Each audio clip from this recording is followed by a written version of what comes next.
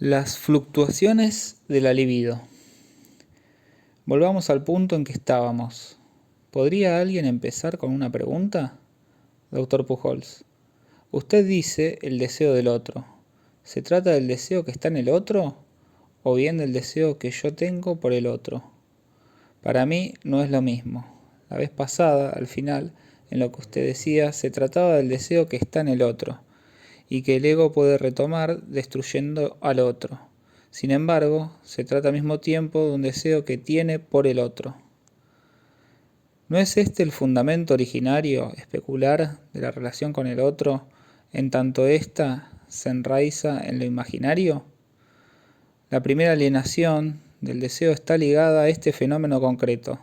El juego es valorizado por el niño porque constituye el plano de reflexión en el que ve manifestarse en el otro una actividad que se anticipa a la suya, por el solo hecho de ser algo más perfecta, más controlada que la suya, por ser su forma ideal. En consecuencia, ese primer objeto es valorizado. El predesarrollo del niño muestra ya que el objeto humano difiere fundamentalmente del objeto del animal. El objeto humano está originariamente mediatizado por la vía de la rivalidad, por la exacerbación de la relación con el rival, por la relación del prestigio y prestancia. Es ya una relación del orden de la alienación, puesto que el sujeto se capta primero como yo en el rival. La primera noción de la totalidad del cuerpo como algo inefable, vívido. El primer impulso del apetito y del deseo pasa, para el sujeto humano, por la mediación de una forma que primero ve proyectada, exterior a él, y esto, en primer lugar, en su propio reflejo. Segundo punto. El hombre sabe que es un cuerpo, aunque nunca lo perciba en forma completa, ya que se encuentra en su interior. Sin embargo, lo sabe. Esta imagen es el anillo, el gollete, por el cual el haz confuso del deseo y las necesidades habrá de pasar para que pueda ser él, es decir, para acceder a su estructura imaginaria. La fórmula "el deseo del hombre es el deseo del otro", como toda fórmula, debe ser utilizada en su justo lugar. No es válida en un sentido único. Vale en el plano del que hemos partido, el de la captación imaginaria. Pero, como señalé al final de la última sesión, no se limita a él. Si así fuera, lo demostré en forma mítica. No habría, fuera de esa mutua y radical intolerancia a la coexistencia de las conciencias, como se expresa Hegel, ninguna otra relación interhumana posible. Cualquier otro sería esencialmente aquel que frustra al ser humano, no solo en su objeto, sino en la forma misma de su deseo. Existe entre los seres humanos una relación destructora y mortal. Siempre está allí presente, en forma subyacente. El mito político del Struggle for Life sirvió para insertar muchas cosas. Si Darwin lo forjó, fue porque formaba parte de una nación de corsarios, cuya industria fundamental era el racismo. En realidad, todo se opone a esta tesis acerca de la supervivencia de las especies más fuertes. Es un mito que se opone a los hechos. Todo prueba que hay puntos de constancia y equilibrio propio de cada especie, y que las especies viven en una especie de coordinación, presente incluso entre devoradores y devorados. Jamás se llega a un radicalismo destructor, el cual simplemente culminaría en el aniquilamiento de la especie de los devoradores, quienes ya no tendrían nada que comer. La estrecha intercoaptación que existe en el plano de la vida no se lleva a cabo en la lucha a muerte. Es preciso profundizar la noción de agresividad que utilizamos en forma un tanto burda. Se cree que la agresividad es la agresión. Sin embargo, no tienen nada que ver una con la otra. Solo en su límite, virtualmente, la agresividad se resuelve en agresión. Pero la agresión nada tiene que ver con la realidad vital. Es un acto existencial vinculado a una relación imaginaria. Esta es una clave que permite volver a pensar muchos problemas, no solo los nuestros, en un registro completamente diferente. Pedí que formularan una pregunta. Hicieron bien en hacerlo. ¿Están satisfechos? Me parece que la vez pasada habíamos avanzado más. En el sujeto humano, el deseo es realizado en el otro, por el otro, en casa del otro, como dijo el doctor Pujols. Es este el segundo tiempo, el tiempo especular, el momento en que el sujeto ha integrado la forma del yo, pero solo pudo integrarla después de un primer juego de báscula, por el cual precisamente cambió su yo por ese deseo que ve en el otro.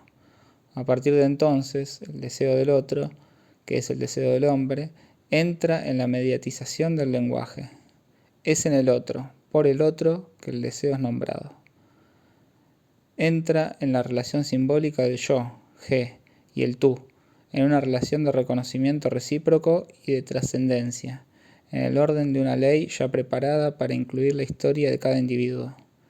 He hablado del Fort y del Da. Se trata de un ejemplo del modo en que el niño entra naturalmente en este juego. Comienza a jugar con el objeto, más exactamente, con el solo hecho de su presencia y su ausencia.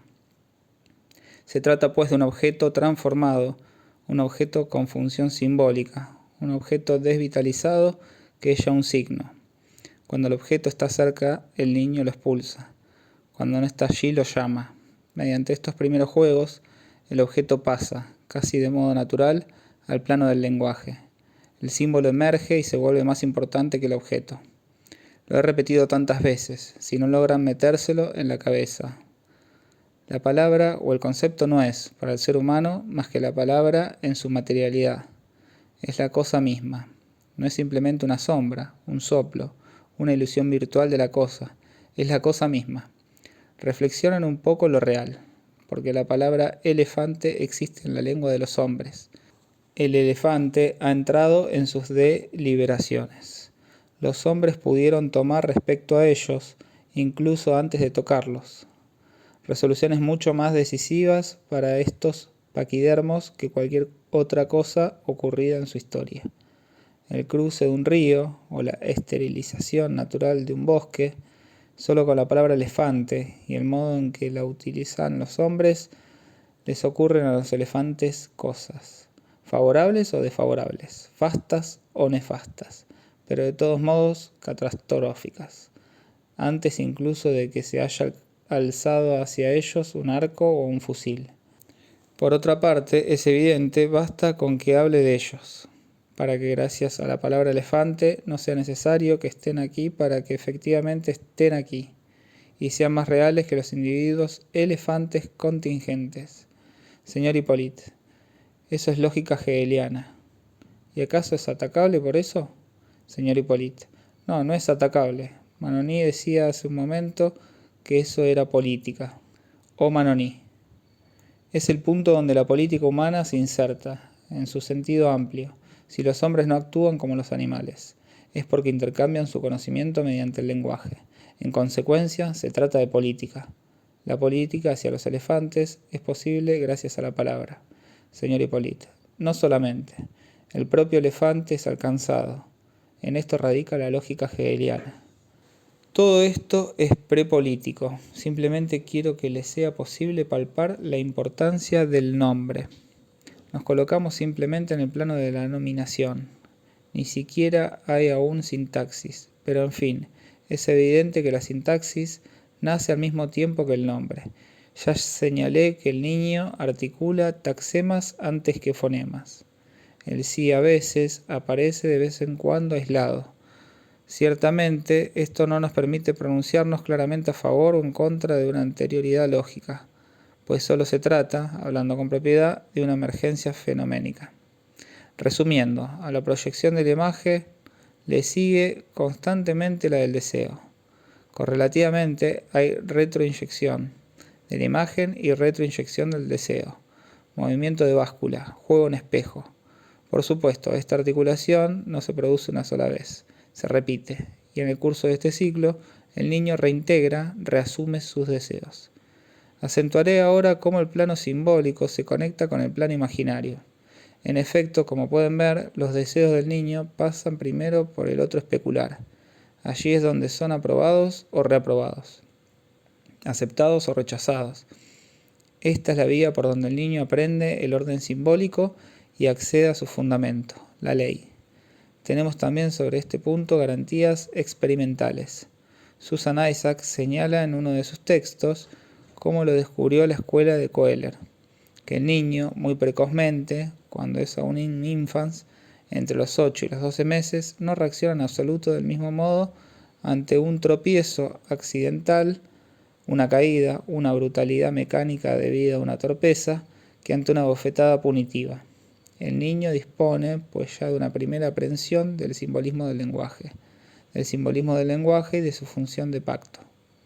Intentaremos ahora captar cuál es, en el análisis, la función de la palabra. La palabra es esa rueda de molino donde constantemente se mediatiza el deseo humano al penetrar en el sistema del lenguaje. Destaco el registro del orden simbólico porque no deberíamos nunca perder su referencia, y sin embargo es el más olvidado y el más evitado en el análisis. Ya que, en suma, ¿de qué hablamos nosotros habitualmente? Hablamos constantemente de modo, a menudo confuso, apenas articulado de las relaciones imaginarias del sujeto con la construcción de su yo. Hablamos sin cesar de los peligros, las conmociones, las crisis que experimenta el sujeto a nivel de la construcción de su yo. Por eso empecé explicando la relación 0-0'. La relación imaginaria con el otro.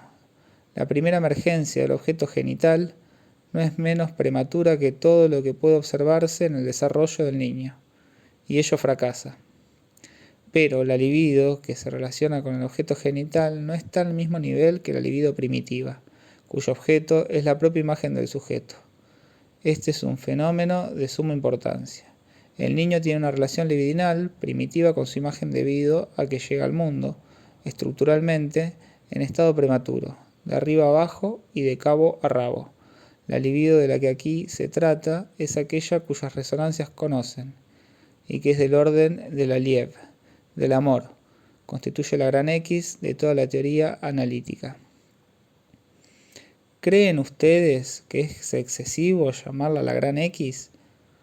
No me costará trabajo a algunos mostrarle que es así usando algunos textos, y de los mejores analistas.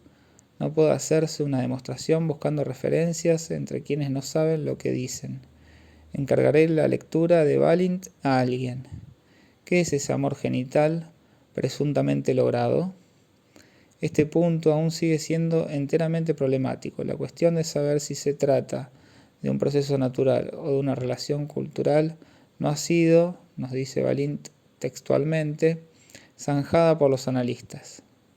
Es esta una ambigüedad bastante extraordinaria, que subsiste en el corazón mismo de lo que aparentemente es aceptado más abiertamente entre nosotros. Sea lo que fuere, si la libido primitiva está relacionada con el estado prematuro, la segunda libido es de naturaleza diferente. Va más allá. Responde a una primera maduración del deseo, sino del desarrollo vital. Al menos es lo que debemos suponer, a fin de que la teoría se mantenga en pie y que la experiencia pueda ser explicada. Hay aquí un cambio radical de nivel en la relación del ser humano con la imagen, con el otro. Es el pivot de lo que se llama la maduración, en torno al cual gira todo el drama edípico.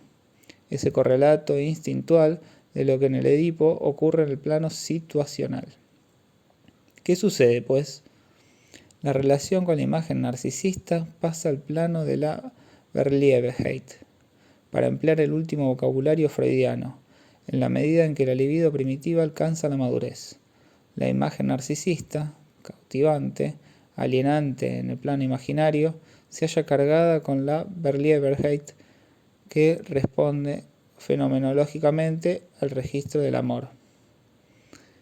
Explicar las cosas de este modo equivale a decir que llenar, incluso desbordar, la alianza primitiva de la libido del sujeto inmaduro depende de una maduración interna vinculada a su evolución vital.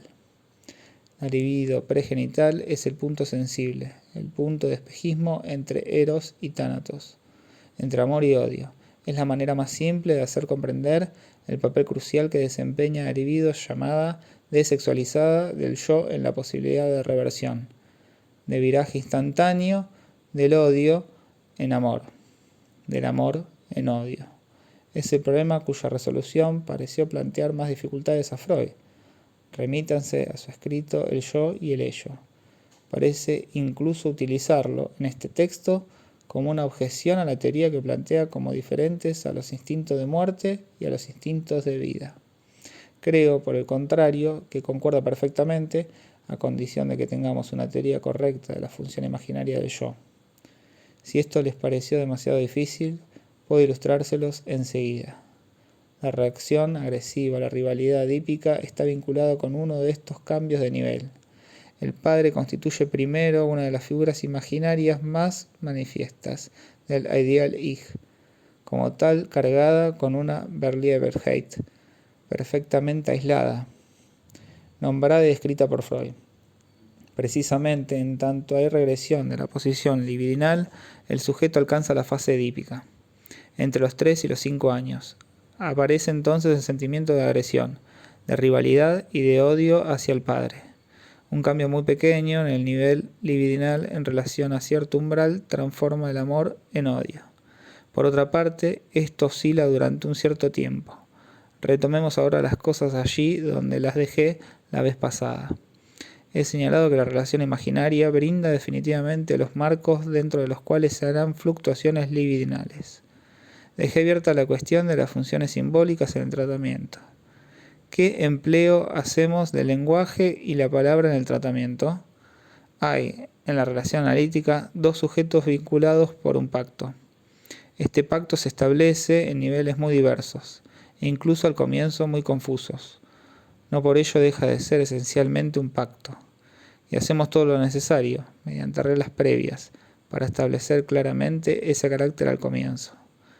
En el interior de esta relación se trata primero de desatar las amarras de la palabra, en su modo de hablar, en su estilo, en su modo de dirigirse al interlocutor.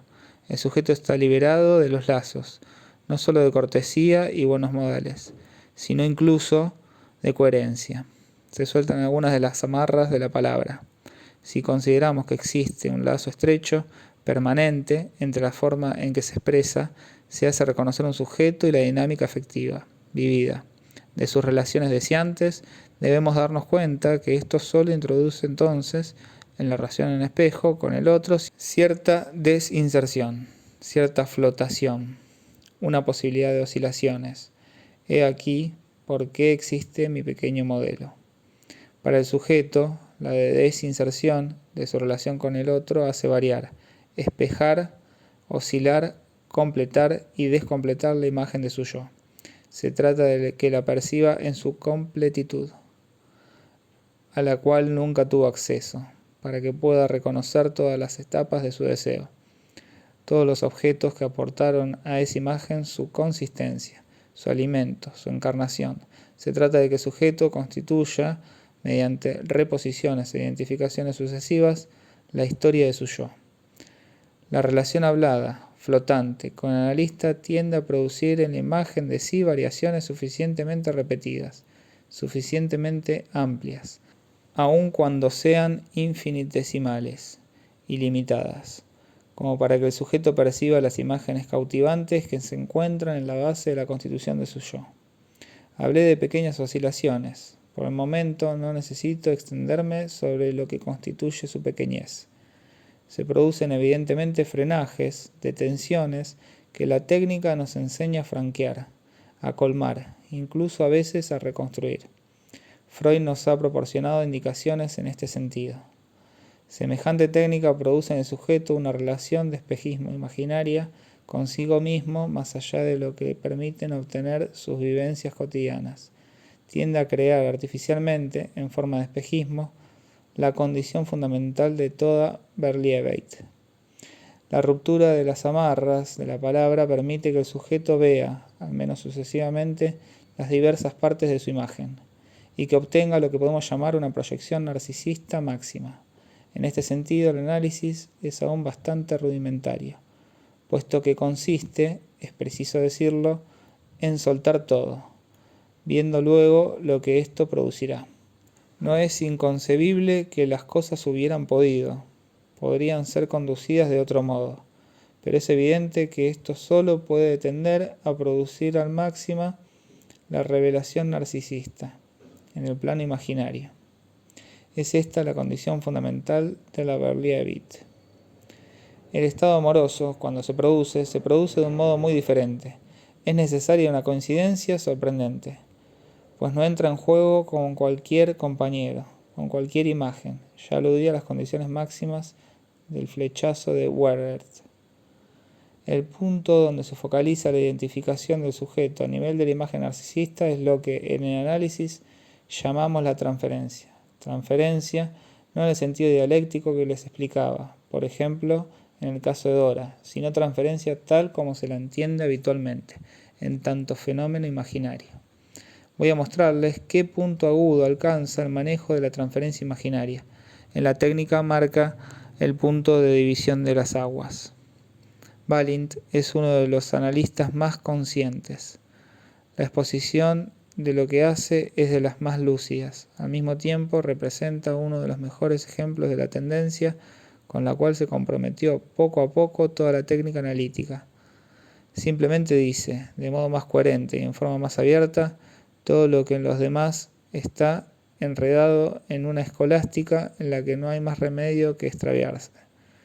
Pues bien, Balint dice exactamente, todo el progreso del análisis radica en la tendencia del sujeto a volver a encontrar lo que él llama el amor primario. Primary love. El sujeto siente necesidad de ser el objeto del amor, de los cuidados, del afecto, del interés de otro objeto sin tener consideración alguna por las necesidades, incluso por la existencia de este objeto. Esto es lo que Balint articula terminantemente, y le agradezco que lo articule, lo cual no quiere decir que lo apruebo. Situar todo el juego del análisis en este plano, sin correctivo alguno, sin otro elemento, parecerá ya de por sí sorprendente. Sin embargo, esta concepción está totalmente en la línea de esa evolución del análisis que acentúa cada vez más las relaciones de dependencia. Las satisfacciones instintivas, incluso, lo cual viene a ser lo mismo, la frustración. Como describe Balint en estas condiciones, lo que observa al fin de análisis, al fin de un análisis logrado, verdaderamente terminado, que como él mismo lo confiesa, solo se produce en una cuarta parte de los casos, dice, con todas las letras, que se produce en el sujeto un estado de narcisismo que alcanza una exaltación desenfrenada de los deseos. El sujeto se embriaga con una sensación de dominio absoluto de la realidad, totalmente ilusoria, pero que le es necesaria en el periodo post-terminal. Debe liberarse de esta sensación, volviendo a situar progresivamente la naturaleza de las cosas. En cuanto a la última sesión, ella no transcurre sin que ambos participantes tengan fuertes ganas de llorar. Es lo que escribe Balint, y esto tiene el valor de un testimonio extremadamente precioso de lo que es la cúspide de toda la tendencia del análisis. ¿No tienen ustedes la impresión de que se trata aquí de un juego muy poco satisfactorio, de un ideal utópico, el cual con toda seguridad de algún modo nos decepciona? Cierta manera de comprender el análisis, más exactamente de no comprender algunos de sus resortes esenciales, debe conducir seguramente a semejante concepción y a semejantes resultados. Por el momento dejo esta pregunta en suspenso. Más adelante comentaremos los textos de Balint. Tomaré ahora un ejemplo que ya les es familiar, pues lo he examinado como 20 veces. El caso Dora. Lo que en análisis se descuida es, evidentemente, la palabra como función de reconocimiento. La palabra es esa dimensión a través de la cual el deseo del sujeto está integrado auténticamente en el plano simbólico. Tan solo cuando se formula, cuando se nombra ante el otro, el deseo, sea cual fuere, es reconocido en el pleno sentido de la palabra. No se trata de la satisfacción del deseo, ni de no sé qué primary love, sino exactamente del reconocimiento del deseo. Recuerden lo que Freud hace con Dora. Dora es una histérica. En esa época, Freud no conoce suficientemente. Lo ha escrito, vuelto a escribir, repetido en notas en todas partes, e incluso en el texto mismo, lo que llama el componente homosexual, lo cual no quiere decir nada, pero en fin, es una etiqueta. Esto equivale a lo siguiente: no se dio cuenta de la posición de Dora, es decir, de cuál era el objeto de Dora. No percibió, por decirlo todo, que en O' estaba para Dora la señora K. ¿Cómo dirige Freud su intervención? aborda a Dora en el plano de lo que él mismo llama la resistencia. ¿Qué quiere decir esto? Ya se los he explicado. Freud hace intervenir, esto es absolutamente evidente, su ego, la concepción que tiene acerca de para qué está hecha una muchacha. Está hecha para amar a los muchachos. Si algo hay que no marcha bien, que la atormenta, que está reprimido, para Freud, lo único que puede ocurrir es que Dora ama al señor K. Y quizá, de paso, ama también un poco a Freud. Cuando se sigue esta línea, esto es totalmente evidente. Freud, por razones que también están vinculadas a su punto de partida erróneo, ni siquiera interpreta a Dora las manifestaciones de su pretendida transferencia con él. Al menos evita así equivocarse en este punto. Simplemente le habla del señor K. ¿Qué significa esto sino que le habla a nivel de la experiencia de los otros? Es en este nivel donde el sujeto debe reconocer y hacer reconocer sus deseos. Y si no son reconocidos, están pues prohibidos. Y allí empieza, en efecto, la represión. Pues bien, cuando Dora está aún en ese estadio en el cual, si me permiten la expresión, ha aprendido a no comprender nada, Freud interviene a nivel del reconocimiento del deseo. A un nivel homogéneo en todos los puntos. A la experiencia de reconocimiento caótico, incluso abortado, que ya ha constituido su vida. Allí está Freud diciendo a Dora, usted ama al señor K. Lo dice además tan torpemente que Dora inmediatamente abandona el análisis. Si en aquella época hubiese estado iniciado en lo que hoy se llama el análisis de las resistencias, se lo hubiese hecho degustar poco a poco. Habría empezado por enseñarle que tal o cual cosa era en ella una defensa, y por fuerza habría eliminado, en efecto, toda una serie de pequeñas defensas. De este modo hubiese ejercido, estrictamente hablando, una acción sugestiva, es decir, que hubiese introducido en su ego un elemento, una motivación suplementaria. Freud escribió en alguna parte que esto es la transferencia. En cierto modo, tiene razón, es esto. Pero es preciso saber en qué nivel. Pues bien, hubiera podido progresivamente modificar el ego de Dora, de modo tal que ella contrajera matrimonio, tan desgraciado como cualquier matrimonio, con el señor K. Si, en cambio, el análisis hubiera sido conducido correctamente, ¿qué debería haber pasado? ¿Qué habría pasado si, en lugar de hacer intervenir su palabra en oprima, es decir, en lugar de poner en juego su propio ego con el fin de rehacer, de modelar el de Dora, Freud le hubiera mostrado que era la señora K a quien ella amaba? Freud interviene, en efecto, en el momento en que, en el juego de báscula, el deseo de Dora está en oprima, donde ella desea a la señora K. Toda la historia de Dora cabe en esta oscilación por la cual ella no sabe si solo se ama a sí misma, a su imagen magnificada en la señora K, o bien si desea a la señora K. Precisamente porque esta oscilación se produce incesantemente, porque este movimiento de báscula es constante. Dora no sale adelante. Es cuando el deseo está en oprima, cuando Freud debe nombrarlo, pues en ese momento puede realizarse si la intervención es repetida suficientemente y suficientemente completa. Puede realizarse la Verliebtheit, que es desconocida, quebrada, continuamente refractada como una imagen en el agua que no llegamos a captar. En este punto, Dora podría reconocer su deseo, el objeto de su amor, como siendo efectivamente la señora K. Esta es una ilustración de lo que les decía antes. Si Freud hubiera revelado a Dora que ella estaba enamorada de la señora K, efectivamente ella se hubiera enamorado. ¿Es este el objetivo del análisis? No, solo es su primera etapa. Y si ustedes pierden este momento, o bien interrumpen el análisis, como Freud, o bien hacen otra cosa, ortopedia del ego, en ambos casos no hacen un análisis. El análisis, concebido como un proceso de despellejamiento, de mondadura de los sistemas de defensa, no tiene por qué no funcionar. Esto es lo que los analistas llaman encontrar un aliado en la parte sana del ego. Consiguen en efecto atraer hacia ellos la mitad del ego del sujeto, luego la mitad de la mitad, etc.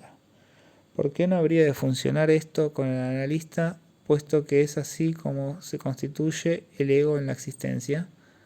pero se trata de saber si esto es lo que nos enseña Freud. Freud nos mostró que la palabra debe ser encarnada en la historia misma del sujeto. Si el sujeto no la ha encarnado, si esta palabra está amordazada y latente en los síntomas del sujeto, ¿debemos o no liberarla como a la bella durmiente del bosque? Si no debemos liberarla, hagamos entonces un análisis estilo análisis de las resistencias. Sin embargo, esto no es lo que Freud quiso decir cuando habló, al comienzo, de analizar las resistencias. Veremos cuál es el sentido legítimo que debe conferirse a esta expresión. Si Freud hubiera intervenido, permitiendo al sujeto nombrar su deseo, pues no era necesario que él mismo lo nombrase, se hubiera producido en O' el estado de Verliebtheit. Sin embargo, no hay que omitir que el sujeto hubiera sabido claramente que era Freud quien le había dado este objeto de Verliebtheit, pero no es aquí donde termina el proceso. Una vez realizado este movimiento de báscula, por el cual el sujeto, en el mismo momento en que su palabra reintegra la palabra del analista, le está permitido un reconocimiento de su deseo. Esto no se produce en una sola vez. Al ver el sujeto que se aproxima a esta completitud tan preciosa, avanza entre esas nubes como en un espejismo. Freud puede ocupar su lugar a nivel del Ich Ideal, tan solo en la medida en que el sujeto reconquista su ideal Ich. Por hoy nos quedaremos aquí. La relación del analista y el Ich Ideal plantea la cuestión del superyo. Saben por otra parte que el Ich Ideal es considerado a veces como sinónimo de superyo. He escogido escalar la montaña. Hubiera podido tomar el sendero descendente y plantear inmediatamente la pregunta: ¿qué es el superyo? En cambio, solo ahora llegamos a ella. La respuesta parece evidente y sin embargo no lo es. Hasta ahora todas las analogías que han sido dadas, las referencias al imperativo categórico, a la conciencia moral, son muy confusas. Dejemos sin embargo las cosas en este punto. La primera fase del análisis está constituida por el pase de O a O', de lo que del yo le es desconocido al sujeto a esa imagen en la cual reconoce sus cargas imaginarias. Esta imagen que se proyecta despierta cada vez en el sujeto un sentimiento de excitación sin freno, de dominio de todas las salidas, ya presente en el origen de la experiencia del espejo.